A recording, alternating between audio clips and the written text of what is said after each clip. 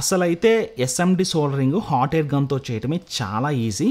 కాకపోతే ఏంటంటే అప్పుడప్పుడు బోర్డ్స్ని కనుక రిపేర్ చేయాల్సి వచ్చినప్పుడు హ్యాండ్ సోల్డరింగ్ చేస్తాం కాబట్టి ఇంతవరకు మీకు హ్యాండ్ సోల్డరింగ్ చూపించాను. సో హాట్ ఎయిర్ గన్తో సోల్డర్ చేయడం కోసం ఫస్ట్ మనం సోల్డర్ని ఒక ప్యాడ్స్ మీద ఇలా అప్లై చేసేసుకోండి. సోల్డర్ అనేది ఇలా పేస్ట్ రూపంలో దొరికిద్ది అనమాట. దీన్ని సోల్డర్ పేస్ట్ అంటారు. ఈ సోల్డర్ పేస్ట్లోనే ఫ్లక్స్ కూడా ఉంటుంది. సో మీరు ఎడిషనల్గా ఫ్లక్స్ అప్లై చేయాల్సిన అవసరం ఏమి ఉండదు. సో ప్యాడ్స్ అన్నీ కూడా కవర్ అయ్యేలాగా మంచిగా ఇలా సోల్డర్ పేస్ట్ అప్లై చేసుకోండి. చాలామంది చేసే మిస్టేక్ ఏంటంటే ఎక్స్ట్రా సోల్డర్ అప్లై చేస్తుంటారు. అంత సోల్డర్ అప్లై చేయాల్సిన అవసరం లేదు. కొంచెం ఎంత కావాలో అంత చేస్తే సరిపోతుంది. ఇది బై ప్రాక్టీసే వస్తుంది అనమాట. ఒక 4-5 సార్లు చేస్తే ఎంత సోల్డర్ అప్లై చేయాలో మనకు అర్థమవుతుంది.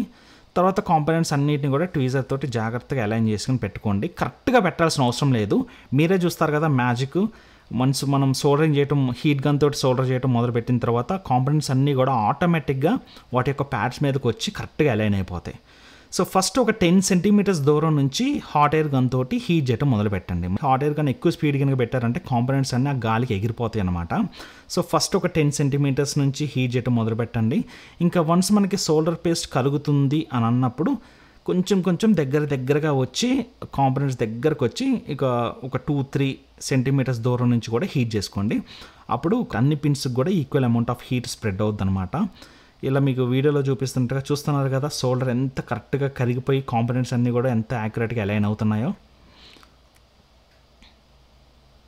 వావ్, హ్యాండ్ సోల్డరింగ్ చేస్తే ఇట్లా పాసిబుల్ కాదు. ఓన్లీ హాట్ ఎయిర్ గన్ తోటి సోల్డర్ చేస్తేనే ఇంత కరెక్ట్ సోల్డరింగ్ చేయడం పాసిబుల్ అవుతుంది.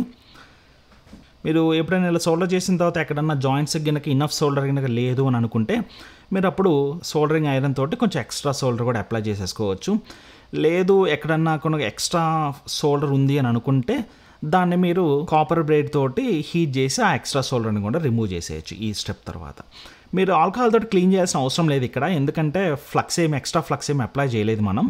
బట్ నేనేంటంటే పీసీబీ బోర్డు కొంచెం చూడటానికి నీట్గా ఉంటుందని చెప్పి జస్ట్ ఆల్కహాల్ తోటి క్లీన్ చేసేసాను. చూసారు కదా అవుట్పుట్ ఎలా వచ్చిందో. వావ్, ఏదో పెద్ద మిషనరీ ఉపయోగించి సోల్డర్ చేసినట్టే ఉన్నాయి ఈ కాంపోనెంట్స్ అన్నీ కూడా.